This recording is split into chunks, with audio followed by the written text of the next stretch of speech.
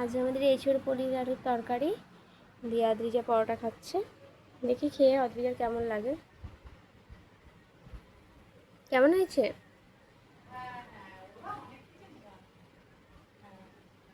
আচ্ছা খেয়ে নিয়েই বলবে। বলো। ইয়াম্মি। ইনগ্রিডিয়েন্টসগুলো প্রথমে দেখিয়ে নিলাম। তো এগুলো মিক্সারে দিয়ে টমেটো দিয়ে ভালো করে পেস্ট করে রেখে দেবো। তারপরে এঁচুড়গুলোকে সেদ্ধ করে তার মধ্যে নুন দিয়ে হলুদ দিয়ে সেদ্ধ করে নিয়ে এবার এঁচোড়টাকে ম্যারিনেট করব। টক দই, একটু নুন, হলুদ গুঁড়ো, জিরে গুঁড়ো, ধনে গুঁড়ো, চিনি দিয়ে একটু তেল দিয়ে ম্যারিনেট করে রেখে দেবো। তারপর কড়ার মধ্যে তেল দিয়ে আলু আর পনিরটাকে ভালো করে ভেজে তুলে নেব।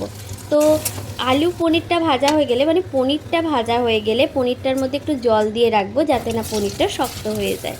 তো পনির ভাজা হয়ে গেলে তারপর ওই তেলের মধ্যেই একটুখানি জিরে ফোড়ন দেব। জিরে ফোড়ন দিয়ে তার মধ্যে ওই যে মিক্সারে পেস্ট করে রাখা পেস্টটা দিয়ে একটুখানি হলুদ গুঁড়ো আর একটুখানি চিনি দিয়ে ভালো করে কষিয়ে নেব মশলাটা। তারপর তার মধ্যে ওই ম্যারিনেট করে রাখা এঁচোড়টাকে দিয়ে দেবো। এবার একটুখানি নাড়াচাড়া করার পর আলুগুলোকেও তুলে দেবো, দিয়ে ভালো করে নেড়ে চেড়ে দিয়ে জল ঢেলে দেবো। একটু পনিরটাকেও তারপরে তুলে দিয়েছিলাম।